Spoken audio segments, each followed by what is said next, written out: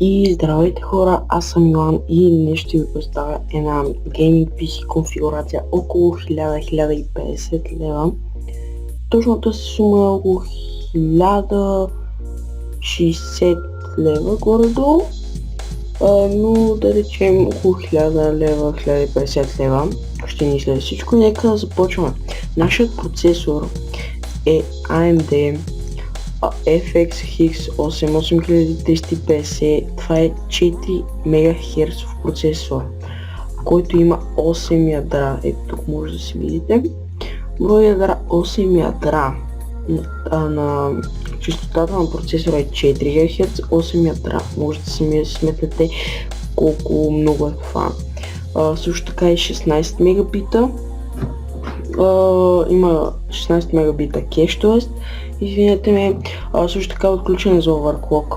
Мисля, че е отключен за overclock.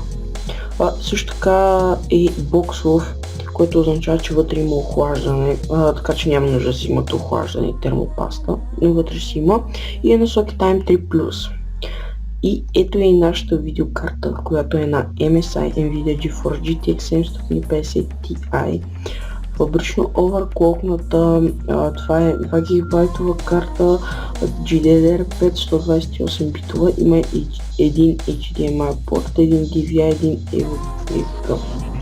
EVGA. Това всъщност не знам точно как се чете на нещо такова. Това също е много добра видеокарта на 312 лева 99 стотинки.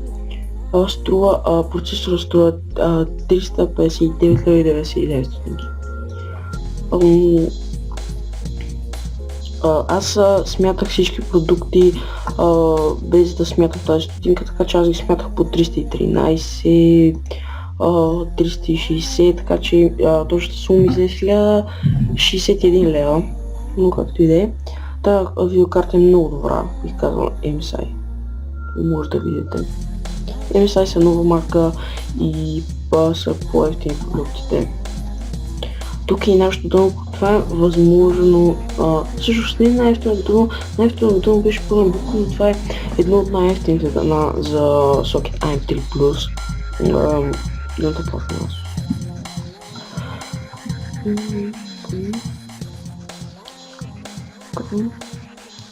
Може да видите, че поддържа памет DDR3.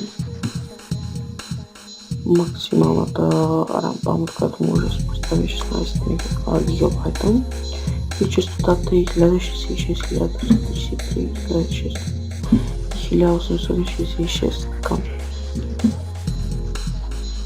Има два слота за RAM памет, има един PCI Express слот и има 4 SATA 2 порта. Тук може да видите нашия хард диск, който е 500 гигабайта.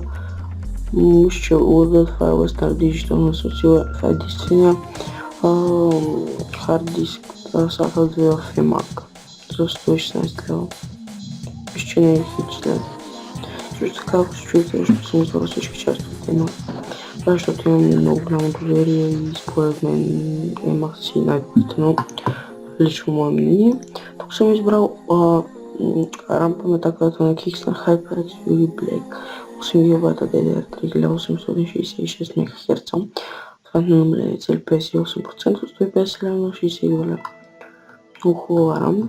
Бъдеще имате два слота на дъната платка. Това означава, че може да гледате с 8 и ще ви стане 16 ГБ RAM, което абсолютно не е нужно, но ако искате може да го направите.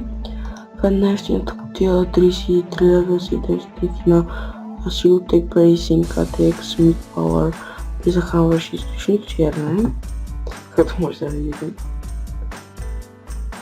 И нещо захранване, което е 600 ватово на Thermaltake ноутбук. И хора мисля това да е клипа за днес, и съжалявам, че говоря малко по-тихо от началото на клипа, просто това гледаха хора и мен се по силно да говоря, така че мисля да слушам с клипа, така че